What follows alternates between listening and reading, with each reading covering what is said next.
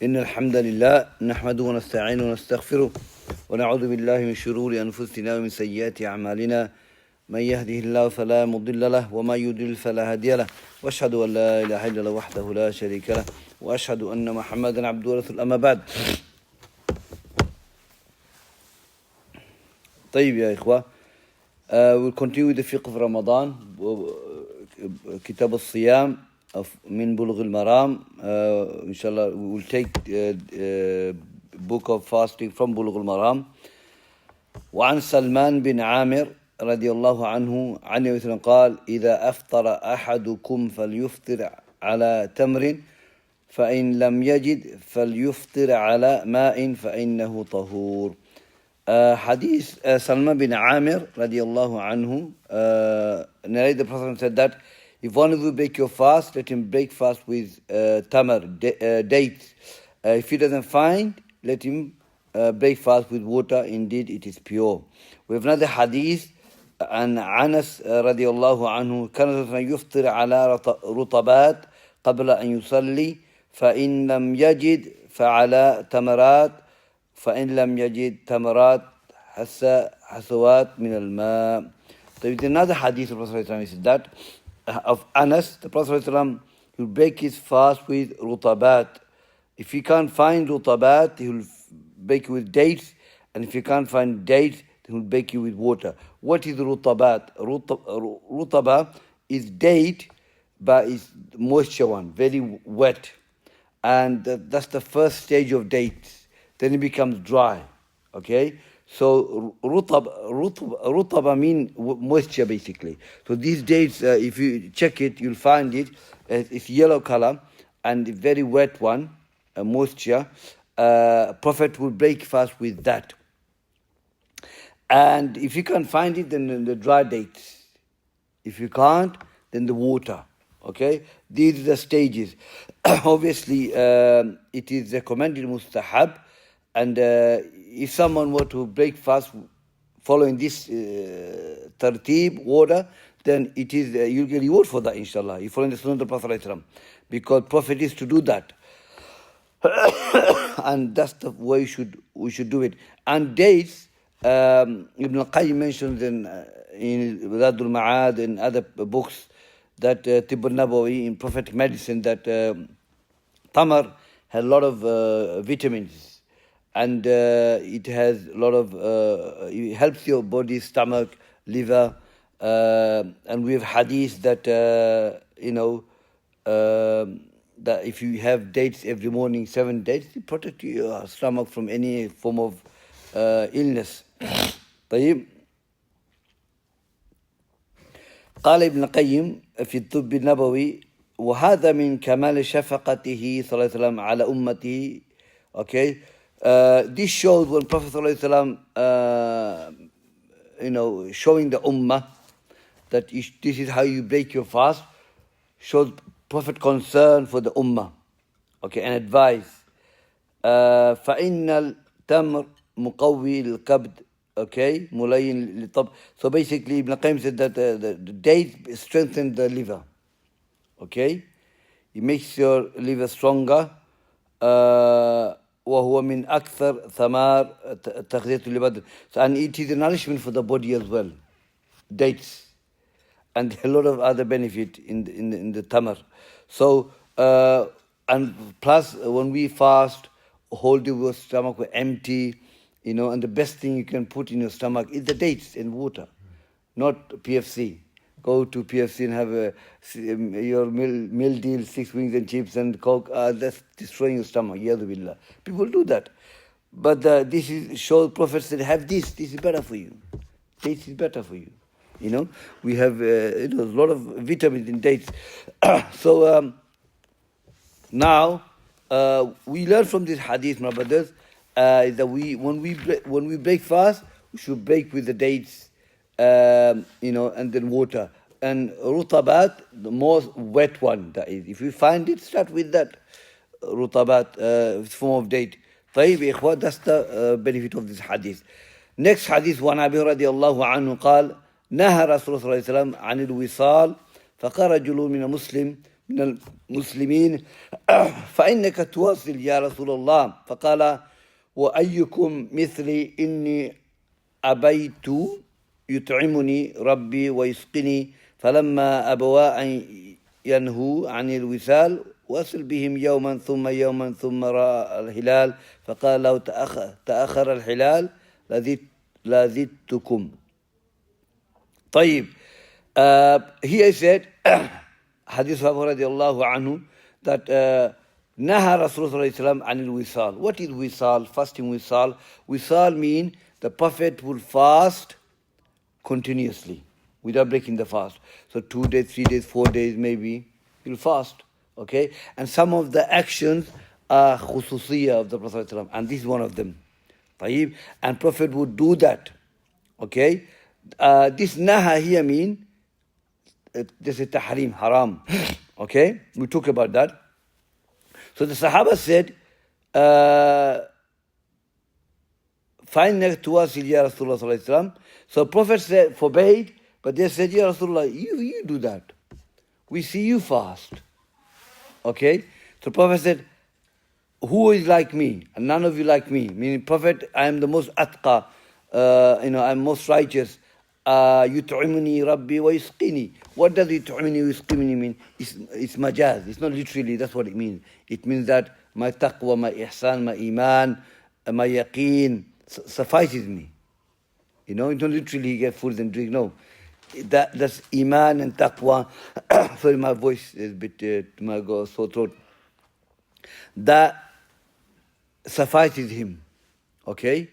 He doesn't have to have literally food and drink. His iman and all that, his salah, his yaqeen, that keeps him going. So I'm not like you. Okay? So, what is the ruling of fasting wisal? What is the ruling?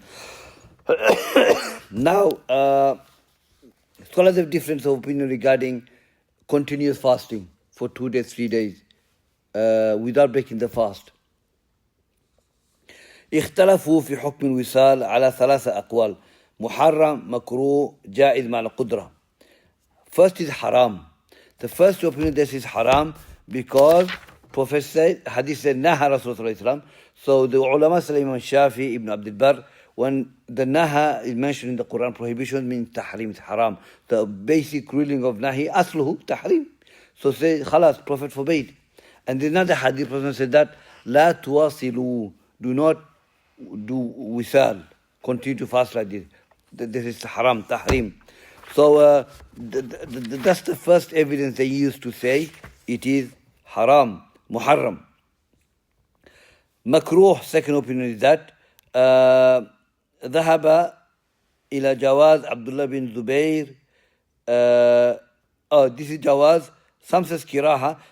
Some says allow it, totally they allow it. They don't say anything wrong with that. That's Abdullah bin Zubayr. Imam Abdul Razzaq in his Musannaf, he mentioned that Abdullah bin Zubayr, he fasted for 15 days without breaking the fast. He did it. Okay, so they allow it. Abdullah bin Zubayr, Ibrahim al-Nakhi, Abdurrahman bin Abi Layla, Ijawizun, they're allowing it. There's nothing wrong with that. Some says makruh, they dislike it. They allow it because the hadith, when they say naha, they say as a kiraha, dislike, because hadith says that the same hadith continuing, the Prophet did continue the fasting. Okay, with the companions, they did it. Okay, so the understanding is that fasting that we're talking about, continuous fasting, it can be haram. It can be allowed. If someone is, people are different, isn't it? Not everyone's same. Someone might have a diabetic and he wants to do it, the person might faint.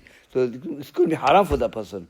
So if you're going to be doing fasting for 2, 3 days, 4 days without breaking the fast, and that lead to darar, harm, okay, then it's haram for that person to fast. La darar wa la dirar. Do not harm yourself and others. But if someone is okay with that, I can fast 2, 3 days, 4 days.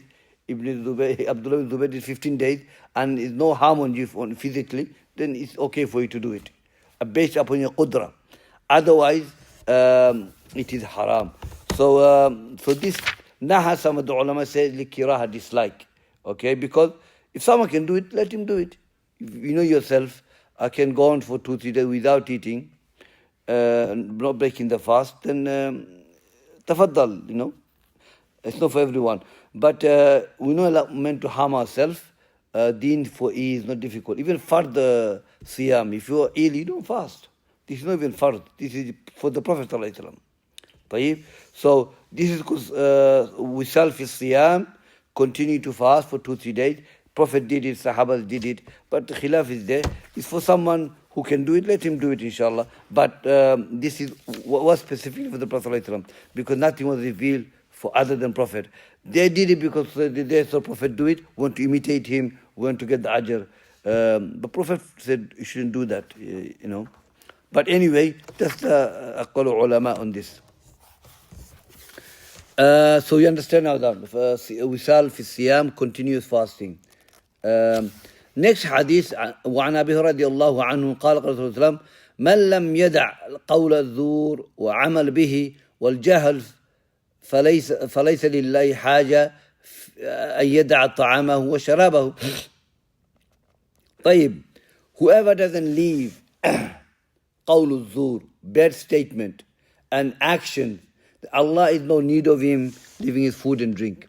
Now, what is the purpose of fasting? Is to attain the taqwa. Okay? So fasting is ordained for us by Allah to attain the taqwa of Allah Azza wa Jal. So if someone using qawl zur, so qawl zur, bad statement could be backbiting, slandering, lying, swearing, abusing, verbal abusement. These are all qawl zur. Okay?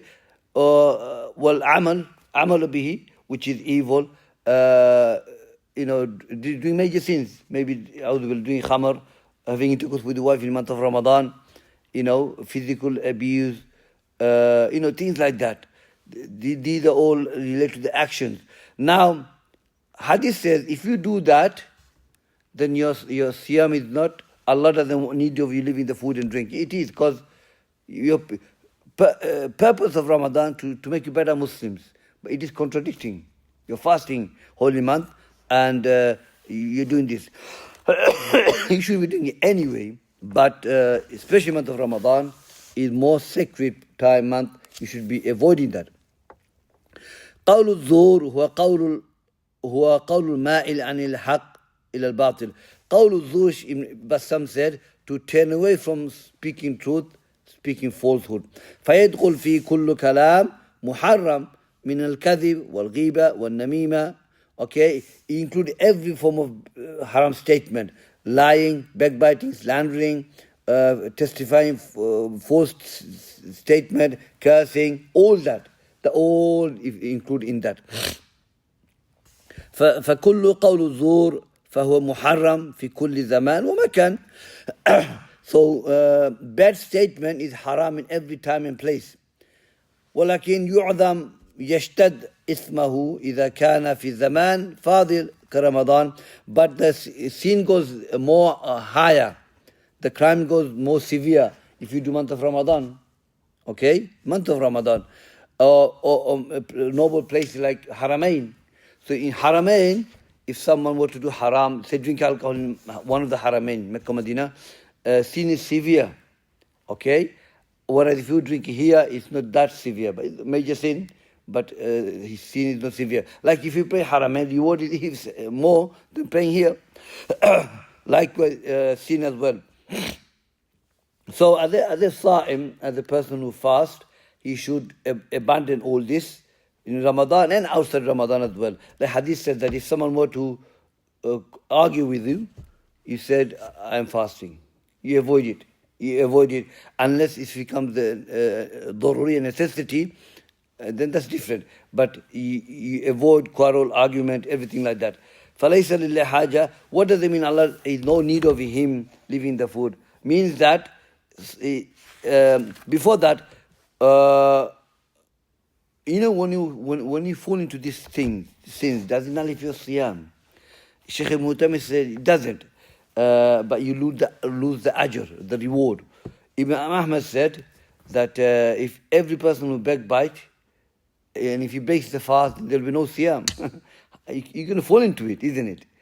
And that, if you fall into it, it doesn't nullify your siyam, but you lose the ajr. You lose your ajr. So Allah doesn't know need of you drinking food and drink. He doesn't need of you living that. Means that the purpose of fasting is that you should avoid all the sins. And if you don't avoid those sins, then Allah doesn't need of it. Meaning that your fast valid, but it's not complete, your fasting. It's not perfect yet.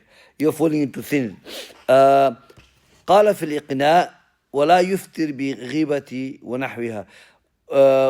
In book of Fiqh al-Iqna, he said that person who backbite doesn't nullify his fasting, but you lose the ajr, because purpose of your fasting is not being accomplished here now. You're backbiting. You should avoid these things. قال الوزير اتفقوا على أن الكذب والغيبة يكرهان الصائم ولا يفطران فصومه صحيح في الحكم. طيب, al-Wazir said, it is consensus that lying and backbiting dislike for the person who is fasting, but it doesn't break the fast. His fasting is correct, sahih, but he will get the reward, but reward will be diminished. وهذا مبني على قاعدة. There's a قاعدة in there أن التحريم إذا كان عام لا يختص بالعبادة فإنه لا يبتله بخلاف تحريم خاص. So they said there's a قاعدة in the prohibitions, which is general prohibitions, it's not specifically for specific ibadah, then he will not nullify it. So this negation, these prohibitions are general prohibitions, not specific. As for specific prohibitions, that's different. Yes, my brothers, that and the mustami'un, those who are listening, is that we have to abandon these bad action, statement, action. We have to abandon them. The fact Allah doesn't no need of leaving food and drink shows that we have to abandon it. Even though our fasting is accepted, but it's like benefiting much from it. Gaining the taqwa of Allah Azza wa Jal. Okay, so that's the ruling of the person who fasts and does backbiting, slanders, and doesn't leave bad habit. Fasting is still valid according to ulama, but then we should ask ourselves, how am I benefiting from this fasting? I should avoid all this, because taqwa is to do what Allah commanded to do and leave what Allah made haram. So backbiting, slandering, lying, all Allah made it haram. How come you're doing it? So it doesn't help, it doesn't benefit.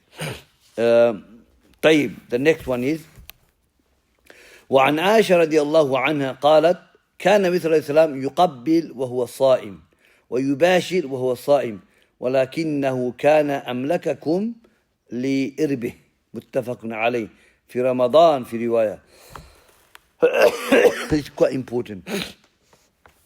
Aisha said that Prophet ﷺ, he used to kiss his wife while he's fasting, and he will do yubashir. The word mubashara generally mean intercourse, but here mean intimacy with his wife while he's fasting. But he is strongest of you when it comes to controlling the desire. There's another athar when he was asked, Aisha was asked, if someone is fasting, what can he do with his wife? He said, everything except intercourse.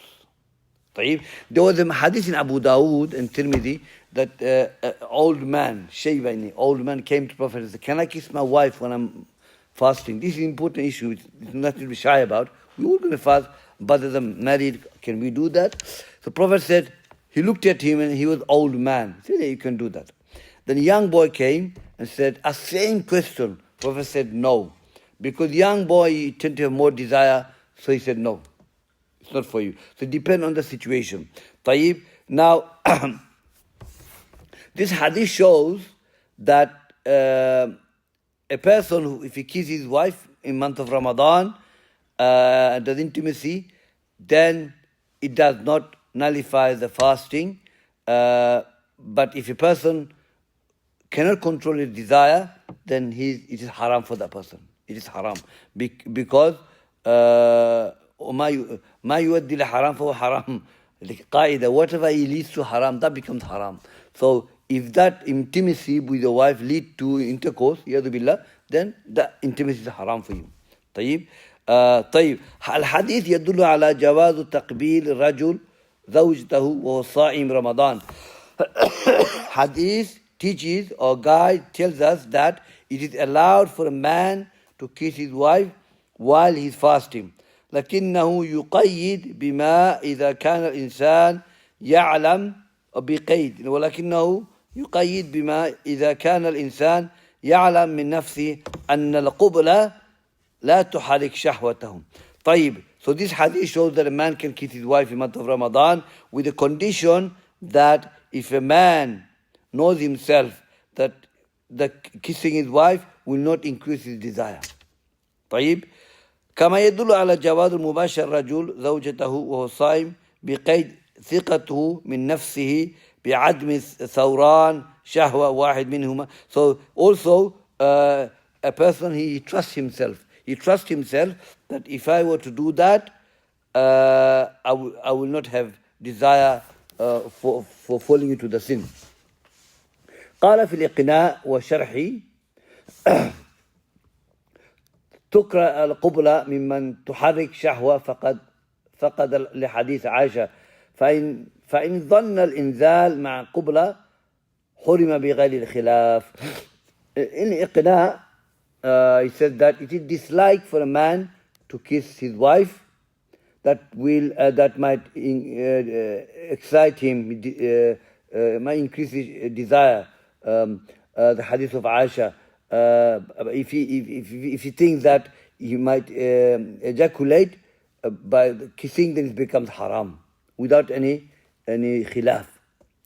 We're going to go to this inshallah. طيب, ويؤيد هذا التفصيل ما جاء في أبي داود من أنه صلى الله عليه وسلم نهى عنها شباب ورخص فيها لشيء. We mentioned the hadith about old man and a youth came. The hadith I've just quoted. He allowed for the old man, but he never allowed the young boy because of youth. They have a lot of desire. وقد قال إمام الشافعي لا بأس بها إذا لم تحرك شهوة. So Imam Shafi said nothing wrong if a man kisses his wife as long as his desire doesn't go up. النبي صلى الله عليه وسلم يقبل يباشر وهو صائم. The Prophet, he kisses his wife, he does intimacy while he's fasting. ولكنه أملك النفس لنفسه من أن يصل من قبلة إنزال. So he's strongest in terms of with controlling his desire. Okay, he's strongest. So it's okay for the Prophet. طيب, continue with this inshallah.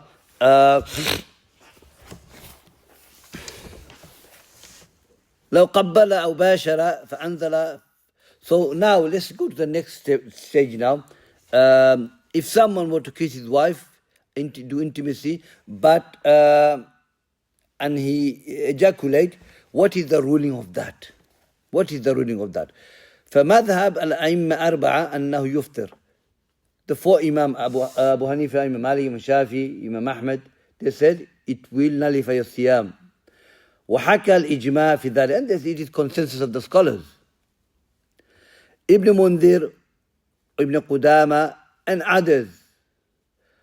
وهو الصواب لما جاء في الحديث القدسي يدع طعامه وشرابه وشهوته من أجله. That hadith Qudsi, that my slave, when he fasts, he leaves all this for me. He leaves abundant food, drink, and his desire. طيب. Imam Ibn Hazm said it doesn't. There's no hadith to say it breaks. It doesn't.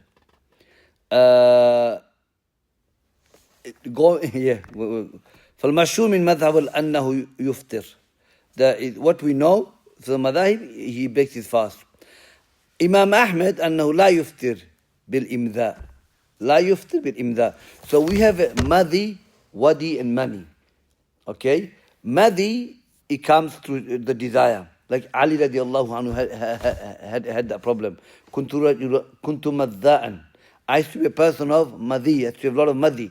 Madhi comes through lust and desire, and that causes it. Wadi is something that you ejaculate while you urinate.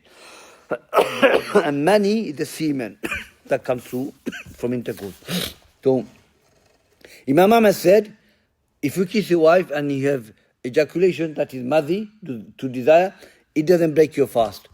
Also, Imam Ahmad, Ibn Abbas and Ata Ikrima says, what breaks fast is what you take in, not what comes out. Okay? What you take in. And that's same opinion of Shaykh al-Islam Ibn Taymiyyah rahimahullah. طيب? So these are the khilaf. I'm going to continue inshallah. When you kiss your wife and if you ejaculate, okay, three situations now. Three situations. Al-mubashara أو تقبيل بدون إنزال مني ولا مذي لا تفسد الصيام بالإجماع.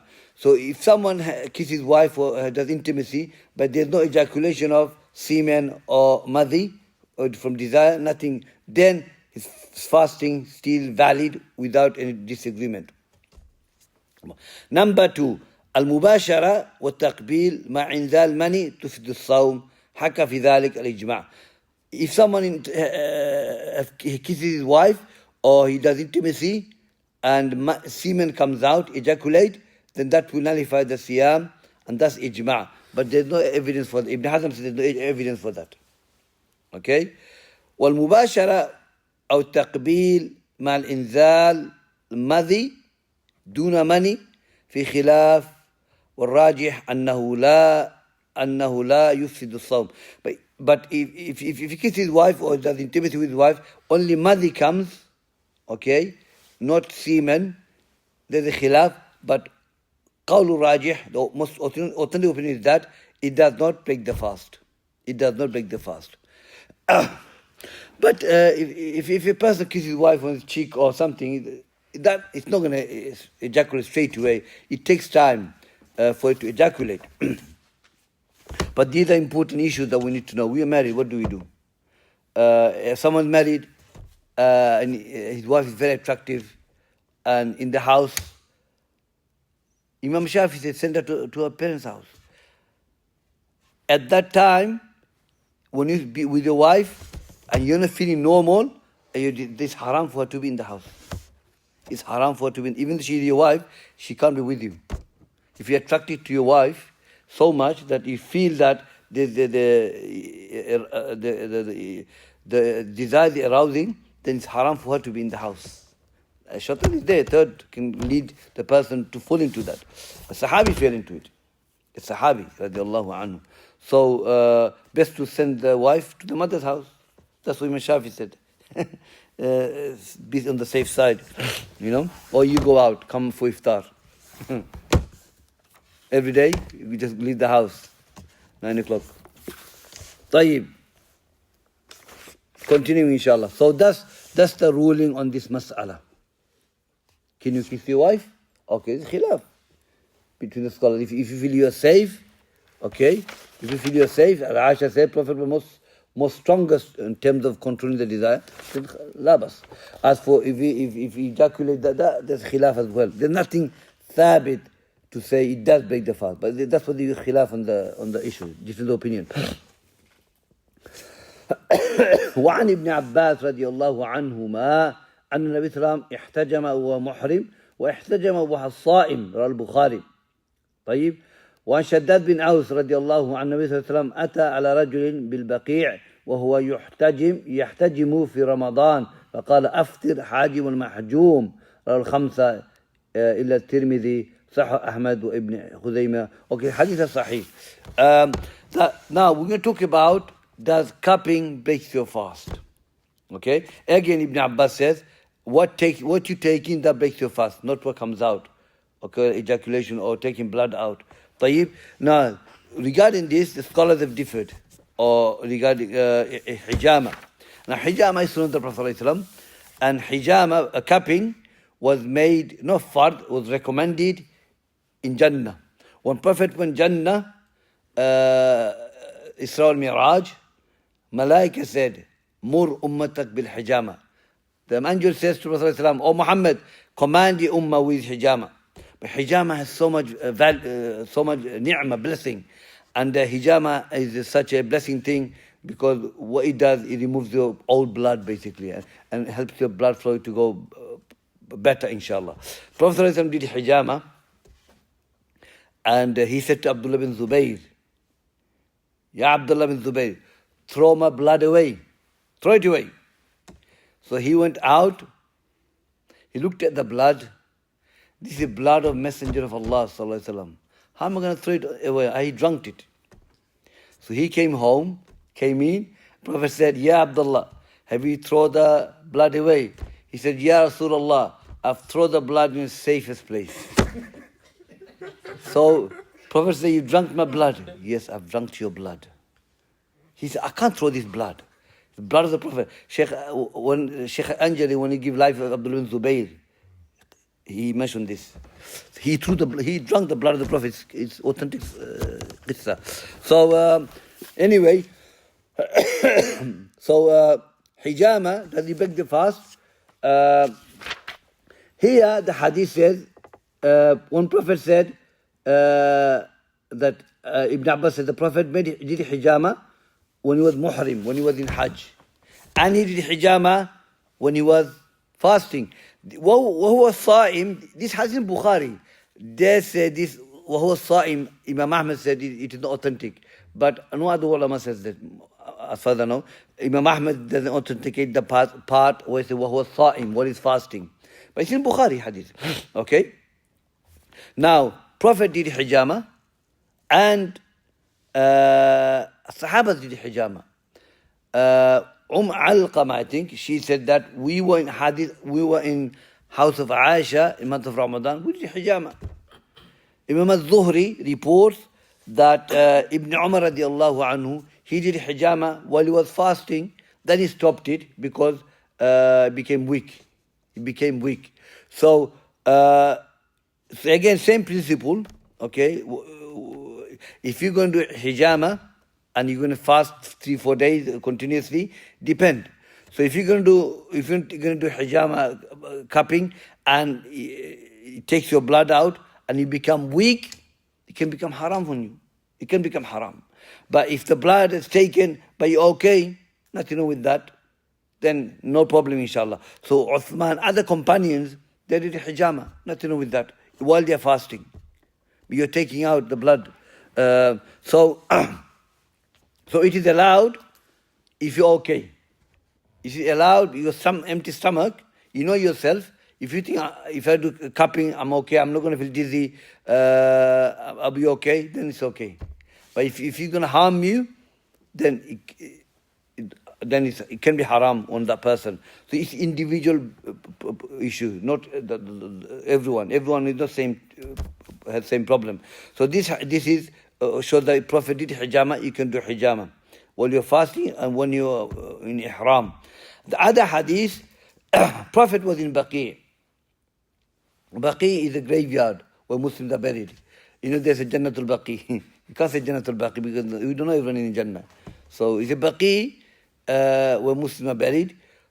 There was a man, he doing hijama on another man. Okay? So Prophet saw it, he said, Aftir Hajim al Mahjum. Okay, after. So he said the one doing hijama and the one is done upon, break the fast. Now Ibn Abdul Barr said that this second hadith is abrogated by the first hadith. Where Prophet, he did it, okay, and he did hijama, cupping while he's in ihram, while he's fasting. That abrogates these prohibitions. So we take the affirmation over the negative. So negative is abrogated. So basically, this hadith is abrogated. You can do hijama as long as it doesn't harm you, inshallah. طيب. So we covered 4 or 5 hadith, ikhwa. We'll continue next week. Any questions?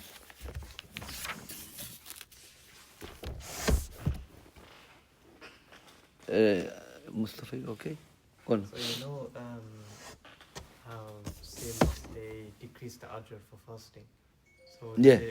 For example, backbiting, does it completely remove the reward or is it some reward? It doesn't, like some of the Salaf said that backbiting doesn't nullify siyam, but it's sahih, but you lose the ajr. And backbiting is major sin. It's major sin.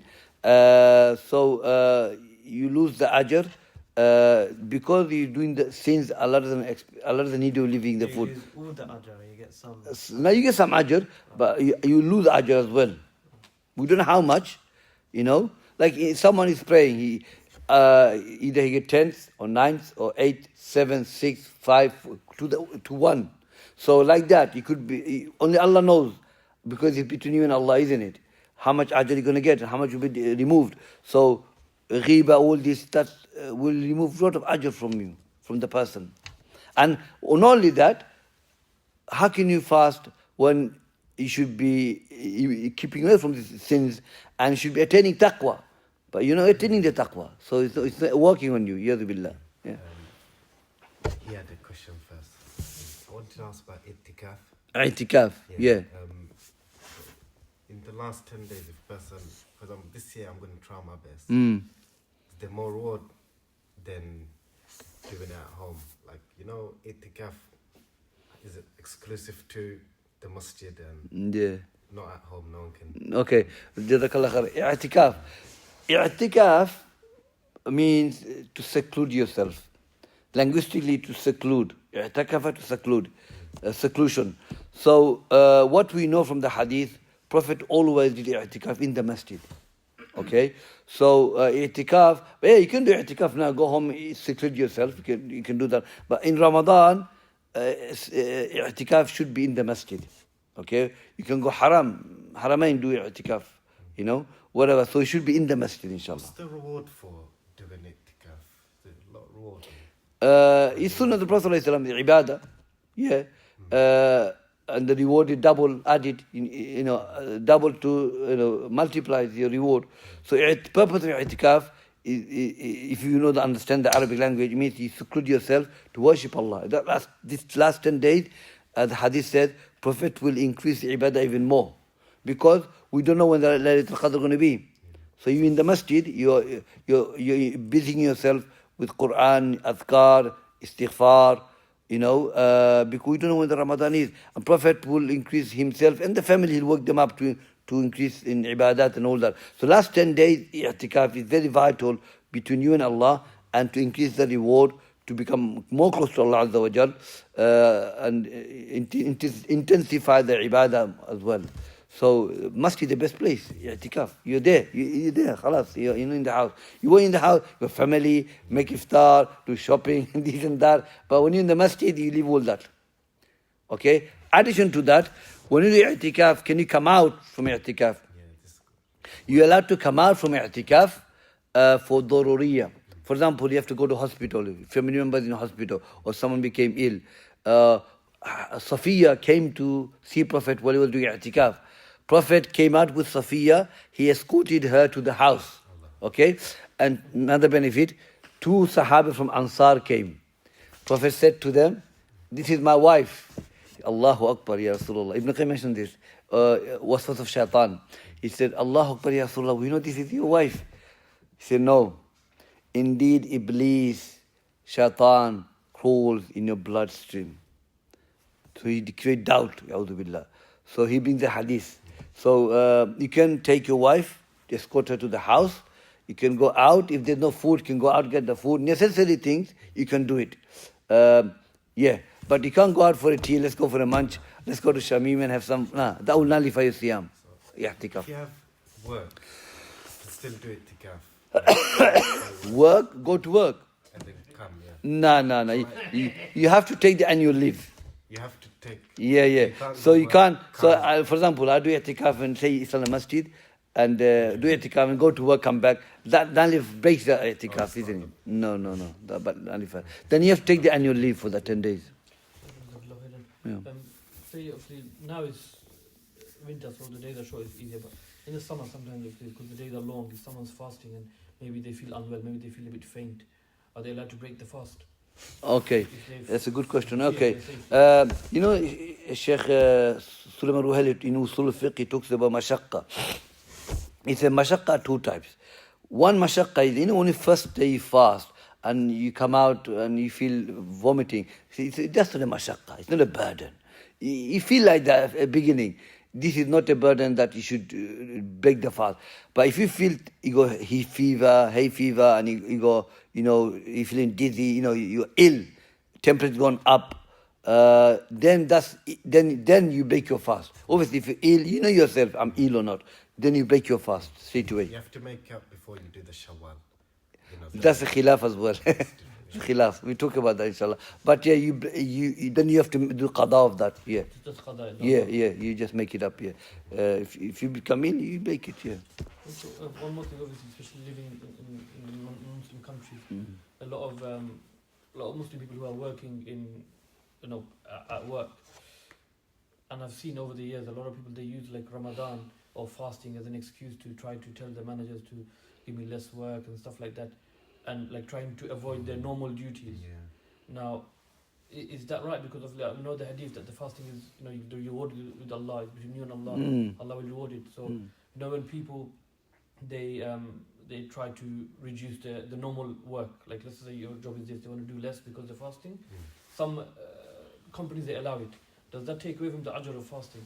As long as you don't deceive them or cheat them, trying to avoid. As long as the manager knows, look, I'm fasting, I'm just trying to work less hours, or I'm not going to put 100% because I'm fasting. If he knows, then that's okay. But if he doesn't know, going behind his back, then it is not being loyal.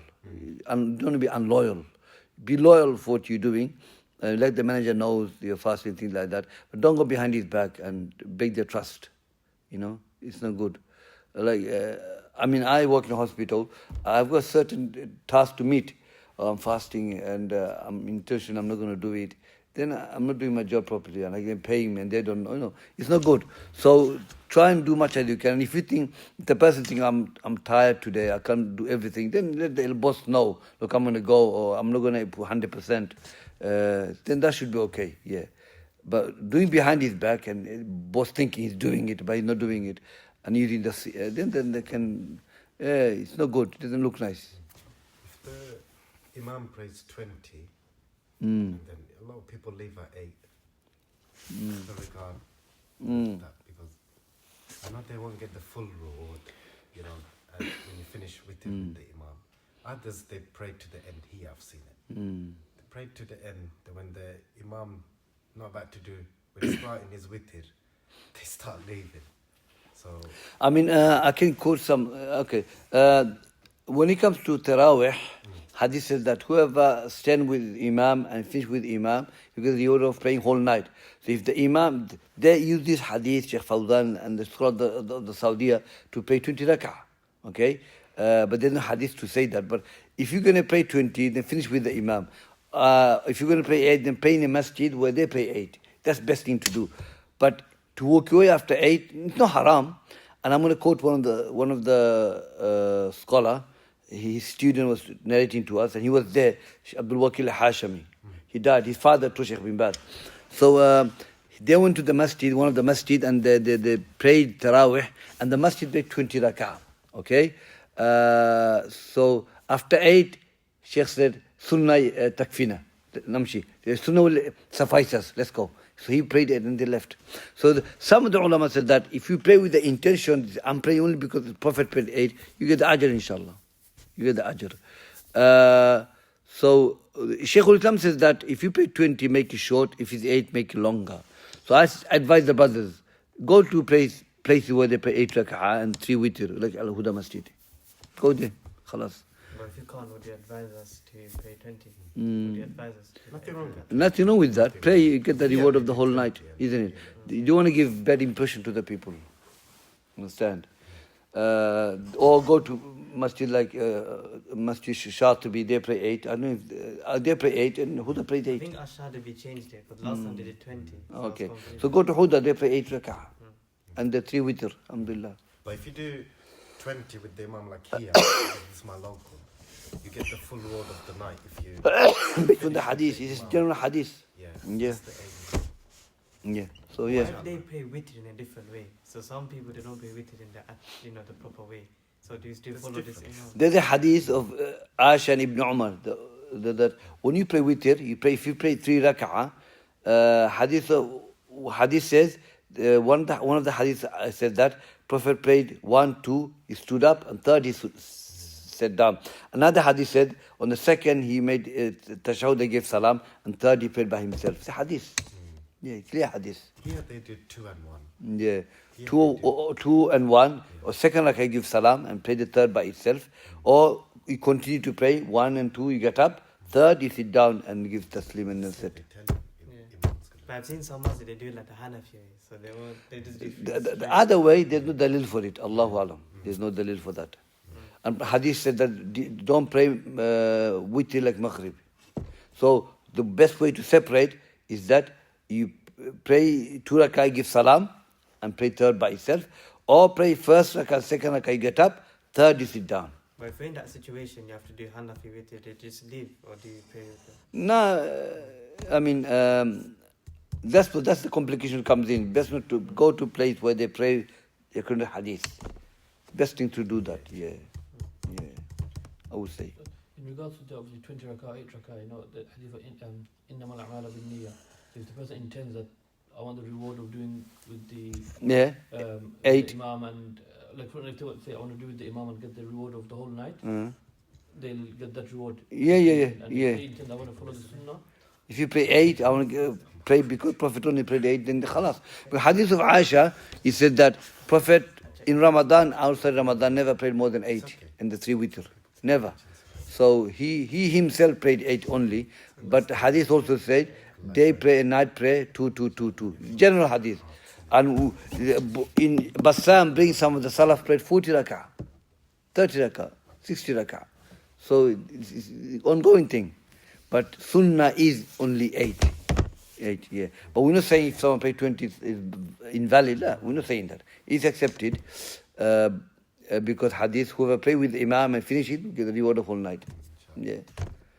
Go on. Now, we spoke about necessity in itikaf. So if every day I leave after Asr to go home to get food for myself and come back, is this... Itikaf. Yeah, like every day if I go... If you have to go, yeah, you go. Yeah. To get It's a necessity, then you haja, you For need. example, I'm not sure where I'll do itikaf if Allah give me tawfiq. Maybe here, I don't know. Yeah. Yeah, they give food here. Yeah, But alhamdulillah. I would prefer my mum's food. Okay. So, am I able to? Yeah, you just go. They'll bring it. You're just gonna go and get the food. That's it. Your intention is to get the food and come back. You're not going anywhere else. He told me to go. I can get it for you. You just stay there. Yeah. Okay, brother will bring it for you. I will bring it for you. Okay. Yeah. Is it better if someone brings it for you? It's better. Huh? Is it better if someone brings it for you? Yeah, it's better. Yeah. But if there's no one there, you're just gonna get the food and come back. That's it. Nothing wrong with that. That's your need, isn't it? You have to eat. But in this case, would it be considered as zaruriyah because he has food, unless the food is unhealthy? Daruri, a necessity, yeah. With nobody to bring the food. Khalas. But if the masjid give you nice biryani and nice but curry I and still if that is enough, better to have that, isn't it? Yeah. Oh, but if the brother can bring it for you, alhamdulillah. MashaAllah. Allah reward him. Him, after the joke, if you prefer your mom's food, stay at home. Yeah. Okay, Jazakumullah Allah khair. give us tawfiq. Okay, Assalamu By the way, does Wadi require ghusl? Huh? Wadi, does it require ghusl? No. What he doesn't know is Madhi. Prophet said to the Sahabi, Miqdad, tell him to make wudu and wash the private part. Yeah, what's that? Yeah. Money requires. Why are you worrying so much about this?